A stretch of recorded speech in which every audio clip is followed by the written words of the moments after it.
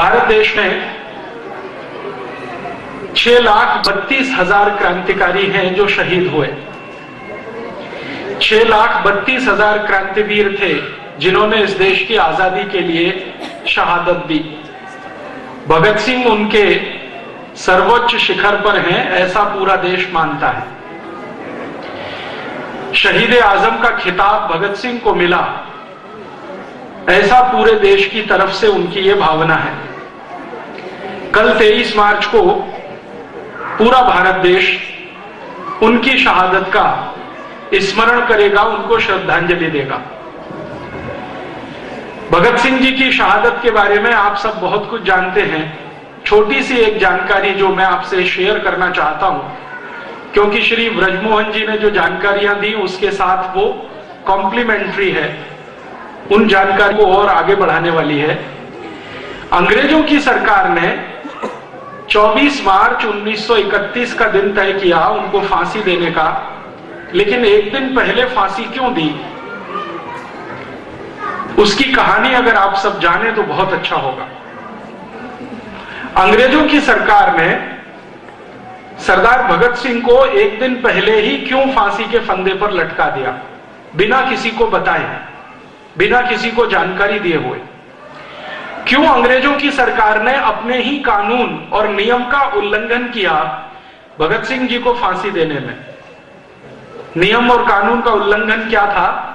आप जानते हैं कि अंग्रेजों की सरकार दुनिया के जिन भी देशों में चली और वहां पर उन्होंने फांसी देने के लिए जो नियम कायदे कानून बनाए, उनमें से एक नियम यह है कि किसी को भी फांसी दी जाती है तो सुबह के समय दी जाती है। सुबह का समय फांसी देने के लिए निश्चित किया हुआ है। दुनिया के सभी देशों में इसका पालन होता है। आपको थोड़े दिन पहले याद होगा, इराक के पूर्व राष्ट्रपति सद्दाम हुसैन को भी फांसी दी गई, तो सुबह का ही समय है। सारे दुनिया के सभी देशों में यह नियम लागू है, और आज से नहीं, लगभग 100-125 वर्ष से। अंग्रेजों के देश में भी यही नियम था कि फांसी सुबह दी जाती है और दी जानी चाहिए। तो 24 मार्च को सुबह उनको फांसी देने का समय था 6 बजे के आसपास, लेकिन 23 मार्च की रात को ही फांसी हो गई बिना किसी को बताए। कारण इसके पीछे जानना चाहिए। मैंने भारत देश के जो शहीद हैं, भगत सिंह, ऊधम सिंह, चंद्रशेखर, सुभाष चंद्र बोस, अशफाक उल्लाह, तात्या टोपे, झांसी की रानी लक्ष्मीबाई, नाना फडणवीस, ऐसे 6,32,000 क्रांतिवीरों के बारे में कुछ दस्तावेज इकट्ठे किए हैं, और वो दस्तावेज भारत में नहीं मिले, लंदन से मिले, हाउस ऑफ कॉमन्स की लाइब्रेरी, अंग्रेजों की संसद में से। तो भगत सिंह जी के बारे में जो दस्तावेज मिला वो ये बताता है कि भगत सिंह जी को फांसी देने से अंग्रेजों की सरकार बहुत घबराई हुई थी। वो दस्तावेज ये बताते हैं। अंग्रेजों की संसद में विशेष अधिवेशन बुलाया गया और उस पर चर्चा हुई। चर्चा 2 स्तर पर थी। एक तो यह था कि क्या भगत सिंह की फांसी को माफी दी जा सकती है। अंग्रेजों की संसद के अंदर कुछ सांसद थे जो ये बात कह रहे थे। उनका कहना क्या था? उनका कहना यह था कि अगर भगत सिंह जी को फांसी हो गई तो भारत में बगावत हो जाएगी और हिंदुस्तान में एक नहीं, ऐसे हजारों भगत सिंह आ जाएंगे। अंग्रेजों की सरकार को उन सबको दबाना बहुत मुश्किल हो जाएगा। हम हिंदुस्तान में राज नहीं कर पाएंगे। हो सकता है कि हमको 1-2 महीने के अंदर ही भारत छोड़ना पड़ जाए, ऐसा उनको लगता था। कारण उसका क्या था? अंग्रेजों की सरकार के लिए जासूसी करने वाली एक संस्था जो उन्होंने भारत में बनाई थी, जो आज भी चलती है, जिसको आप बोलते हैं LIU, लोकल इंटेलिजेंस यूनिट, ये अंग्रेजों की बनाई गई संस्था है। तो LIU की रिपोर्ट जा रही थी यहां से नियमित रूप से। आप जानते हैं कि फांसी की सजा देने का फैसला तो हो गया था लगभग 2-2.5 साल पहले, और उन 2-2.5 सालों में लगातार यहां से रिपोर्ट जा रही थी LIU की, और वो रिपोर्ट ये कह रही थी कि अगर भगत सिंह जी को फांसी होती है तो सारे भारत में एक साथ बगावत होगी और अंग्रेजों को मुश्किल हो जाएगा राज चलाना। तो अंग्रेजों की संसद में इस बात का बहुत डर था। उसी समय संयोग से 1930 और 31 में महात्मा गांधी लंदन गए हुए थे अंग्रेजों की सरकार से वार्ता करने के लिए। अंग्रेजों का उस समय का जो सबसे बड़ा नेता था, व्यक्ति था, लीडर था, वो इरविन था। इरविन के साथ गांधी जी की बात जब चल रही थी तो इरविन ने गांधी जी को कहा कि आप अगर चाहें तो हम भगत सिंह की सजा को माफ कर सकते हैं। गांधी जी ने कहा बिना शर्त? तो उन्होंने कहा नहीं, बिना शर्त तो नहीं, शर्त है उसकी। शर्त क्या है? तो गांधी जी के सामने इरविन ने कहा कि देखिए, हमारी एक ही शर्त है कि आप भगत सिंह जी को निवेदन करें, अपील करें कि वो एक माफीनामा लिखें। Sorry, I am very sorry, मैंने अंग्रेजों के खिलाफ बगावत की है, मुझे इसका बहुत अफसोस है, दुख है, मैं आगे ऐसा कभी नहीं करूंगा। इस तरह का एक माफीनामा लिखें और भगत सिंह जी के हस्ताक्षर उस पर हों और मेरे सामने आप उसे प्रस्तुत करें। ये इरविन कह रहा है गांधी जी से। तो मैं अपनी संसद को कहूंगा कि वो एक स्वर से भगत सिंह की सजा को माफ करे। गांधी जी ने कहा कि मैं ऐसी कोई भी शर्त मान नहीं सकता जिसके बारे में भगत सिंह जी का कंसेंट मेरे पास ना हो। तो इरविन ने कहा कि आप भगत सिंह जी का कंसेंट ले लीजिए, समय आपके पास है, 1 साल का वक्त है। तो गांधी जी ने कहा कि मैं अभी तुरंत थोड़ी 2-4 दिन की आपसे मोहलत चाहता हूं, मैं एक टेलीग्राम करूंगा, मेरे एक मित्र को टेलीग्राम करूंगा, वो लाहौर सेंट्रल जेल में भगत सिंह जी को मिलेगा और आपने जो कहा है मैं वो भगत सिंह जी तक पहुंचाने की कोशिश करूंगा। अगर बात बनती है तो हम इस पर आगे जाएंगे। गांधी जी ने एक टेलीग्राम किया। भारत देश के एक अच्छे व्यक्ति, महत्वपूर्ण व्यक्ति, उनका नाम था तेज बहादुर सप्रू। इलाहाबाद हाई कोर्ट में बहुत ऊंचे वकील माने जाते थे, कश्मीरी थे। गांधी जी का टेलीग्राम सप्रू जी के पास आया और कहा कि तुरंत जाओ लाहौर जेल में, भगत सिंह जी को मिलकर आओ और पूछो कि इरविन ऐसा कहता है कि आप एक माफीनामा लिखकर दो तो आपकी सजा फांसी की माफ की जा सकती है। सप्रू जी जब पहुंचे भगत सिंह जी को मिलने के लिए और ये जानकारी उन्होंने जब भगत सिंह जी के सामने दी तो उन्होंने कहा कि मुझे कोई भी शर्त अंग्रेजों की मंजूर नहीं है, मैं नहीं मानता कि मैंने कोई गलत काम किया है, इसलिए माफीनामा लिखने का कोई प्रश्न नहीं है। सप्रू जी ने एक दूसरे तरह से उनको समझाया कि भगत सिंह जी, अगर आपकी फांसी रुक जाएगी, आप जेल से छूट जाओगे, तो आपके जैसे कितने क्रांतिवीरों को आप ट्रेनिंग दे सकते हो, तैयार कर सकते हो, भारत की आजादी जल्दी आएगी। तो भगत सिंह जी ने उनकी बात को काटते हुए कहा कि नहीं, उल्टा होगा।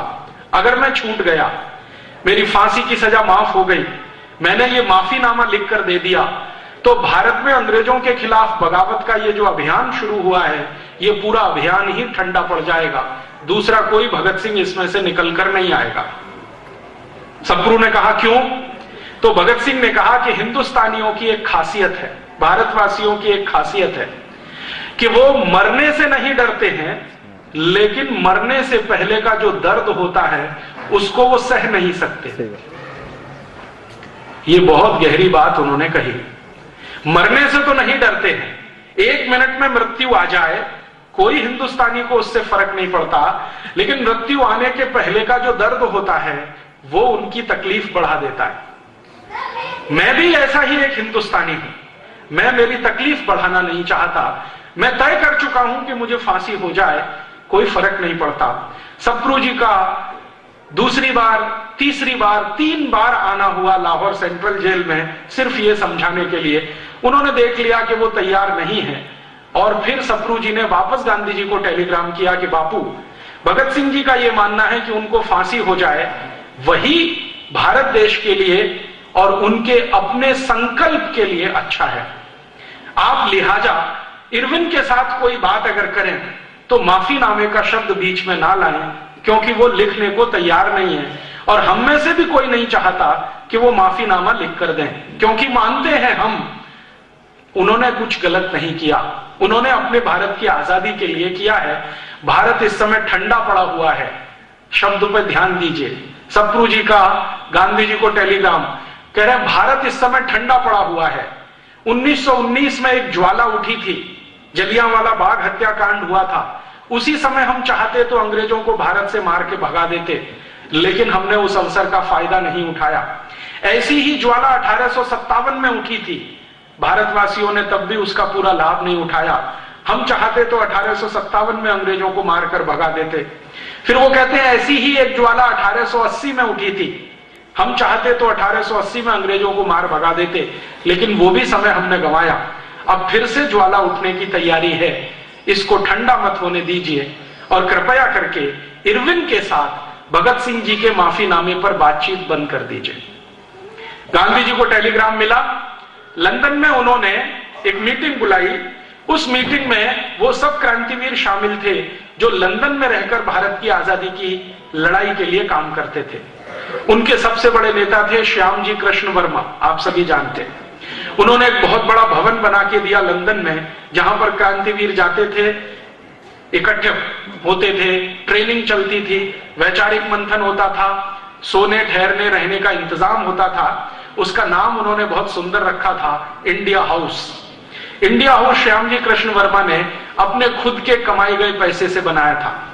इसी श्यामजी कृष्ण वर्मा के इंडिया हाउस में भगत सिंह जी के बारे में आखिरी मीटिंग हुई, जिसमें वो खुद मौजूद थे और उनके जैसे कई और क्रांतिकारी मौजूद थे। सबसे पूछा गया कि इरविन का प्रपोजल है, क्या करना है? तो उन्होंने कहा कि इरविन बहुत चालाक आदमी है और अंग्रेजों की सरकार बहुत खतरनाक है। भगत सिंह को माफीनामा वो देना चाहते हैं लिखवाकर, अपनी सुरक्षा के लिए, भारत की आजादी के लिए नहीं, क्योंकि अंग्रेजों को डर है कि अगर भगत सिंह को फांसी हुई तो बगावत इतनी बड़ी है, व्यवस्था उलट जाएगी। सेना में बगावत हो सकती है, आर्मी में बगावत हो सकती है, एयरफोर्स में बगावत हो सकती है, नेवी में बगावत हो सकती है, पुलिस में बगावत हो सकती है, क्योंकि आप जानते हैं कि भगत सिंह का मुकदमा जितने दिन इस देश में चला, उतना ही उनकी लोकप्रियता बढ़ती चली गई। और भगत सिंह जी की लोकप्रियता भारत नहीं, भारत के बाहर जो रहने वाले भारतवासी थे वहां तक पहुंच गई। तो उस लोकप्रियता से अंग्रेज डरते थे, इसलिए उन्होंने संसद में एक विशेष बैठक बुलाई और उसमें उन्होंने फैसला किया कि अगर भगत सिंह जी को फांसी हुई तो उनके जो परिवार के लोग हैं, उनके जो मित्र हैं, रिश्तेदार हैं, वो उनका शरीर मांगेंगे, मृत शरीर मांगेंगे और उस मृत शरीर को जुलूस की तरह से वो एक प्रोसेशन के रूप में निकालेंगे, सम्मान सहित उनका अंतिम संस्कार करेंगे। और ऐसी भावना भड़केगी अंग्रेजों के खिलाफ कि शायद पंजाब से हमें भागना पड़ जाए, हो सकता है कि एक बहुत बड़ा भारत हमें खाली करना पड़ जाए। तो अंग्रेजों की संसद में जब ये सब तरफ से बहस हो गई, एलआईयू की रिपोर्ट भी आ गई और एलआईयू की आखिरी रिपोर्ट थी कि अगर भगत सिंह जी को फांसी होती है और उनका अंतिम संस्कार सम्मान के साथ नागरिकों को करने का मौका मिलता है, समय मिलता है, तो ये तय है कि पूरा पंजाब जलेगा और अंग्रेज सरकार बचा नहीं पाएगी अपने आप को, क्योंकि अंग्रेज सरकार के नीचे काम करने वाले जो हिंदुस्तानी हैं, उन्होंने संकल्प ले रखा है कि वो बगावत शुरू करेंगे। एक एलआईयू ऑफिसर ने तो यहां तक लिख दिया कि 1857 में भारतवासियों से एक गलती हो गई थी, वो हमारे लिए बड़ी अच्छी हुई और भारतवासियों को भारी पड़ी। वो गलती क्या थी आप जानते हैं?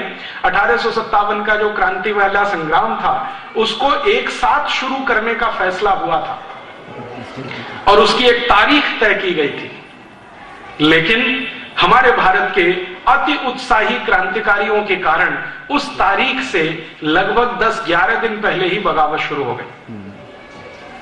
तय हुआ था एक दिन, वो था 10 मई 1857, लेकिन कहीं पर 30 अप्रैल, कहीं पर 1 मई, कहीं पर 2 मई, इस तरह से अलग अलग बगावतें शुरू हो गई।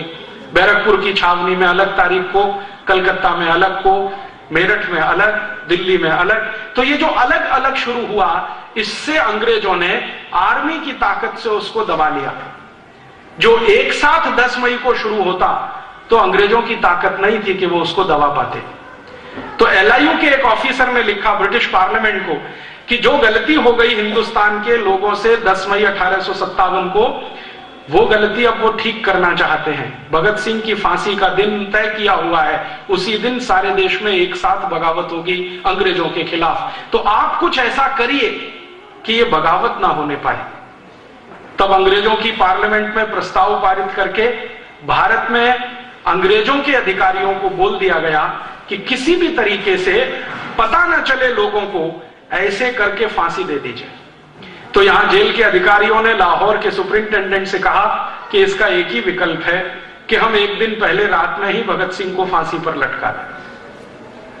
फिर सुपरिंटेंडेंट ने पूछा फिर उसने कहा कि फांसी पे लटकाने के 2-3 मिनट में मृत्यु हो जाएगी, हम उनके शव को लेके जाएंगे और जेल के बाहर कहीं भी कोई स्थान पर आग लगा के जला देंगे, रात भर में शव जल जाएगा, सुबह तक लोग जब आएंगे फांसी के समय पर तब तक उनको राख मिलेगी। इस चालाकी और कुटिलता के साथ 23 मार्च की रात को उनको फांसी पर लटका दिया और जैसे ही फांसी पर लटकाया तो मृत्यु होने के बाद उनके शव को एक ट्रक में रखकर जेल से बाहर निकाला और उस ट्रक को चलाने वाला जो ड्राइवर था उसको बताया नहीं गया कि इसमें क्या जा रहा है। उसको यह कहा गया कि तुमको यह ट्रक लेके जाना है, पीछे ट्रक में कुछ लोग बैठे हैं, उनसे बात नहीं करनी है, वो कुछ काम करेंगे, आपको उनके साथ कुछ सहयोग करना है, संवाद नहीं करना है। ट्रक के ड्राइवर को शक हो गया कि ऐसा क्या है कि मैं बात नहीं कर सकता। वो ट्रक का ड्राइवर अक्सर जेल के लिए सब्जियां लेके आता था, अक्सर जेल के लिए सामान लेके आता था। उसके मन में शक पैदा हो गया और उसने किसी तरह से यह जानने की कोशिश की कि आखिर मामला क्या है। जब उसने ट्रक को दौड़ाना शुरू किया, चलाना शुरू किया, तो एक जगह बहाने से उसने रोका कि कुछ इसमें टेक्निकल प्रॉब्लम हुई है, मुझे जरा ठीक करने में समय लगेगा। वो ट्रक से उतरा, घूमकर पीछे गया और उसने ये जानने की कोशिश की कि ये माजरा क्या है। तो उसको समझ में आ गया कि कोई मृत शरीर है जिसको मैं ट्रक में रख के ले जा रहा हूं। तो पीछे बैठे हुए सिपाहियों से उसने पूछा कि ये क्या है, कपड़े में लिपटा हुआ। तो उन्होंने कहा तुमको क्या लेना देना, नहीं मुझे जानकारी दे दो, तुम भी भारतवासी हो, मैं भी भारतवासी हूं, हमारी तकलीफ ये है कि पेट के लिए नौकरी करनी पड़ रही है अंग्रेजों की, तो बता दो ये क्या है। तब उनमें से एक व्यक्ति फूटा और उसने कहा कि ये भारत के सरदार भगत सिंह का शव है। तो वो ट्रक वाला परेशान हो गया, उछल गया, ये कैसे है, कल फांसी होने थी। तो उन्होंने कहा नहीं, अंग्रेज सुपरिंटेंडेंट ने रात को ही फांसी दे दी है, अब क्या करना है। तो अब हमें आदेश है सिपाही और ट्रक ड्राइवर को कि कहीं पर लकड़ियां मिल जाएं तो किसी पानी के किनारे, नदी के किनारे इसको जला देना है। फिर उस ड्राइवर के समझ में सारा खेल आ गया। उसने कहा ठीक है, मैं ऐसा कोई स्थान चुनने की कोशिश करूंगा जहां पर हम ये सब कर सके।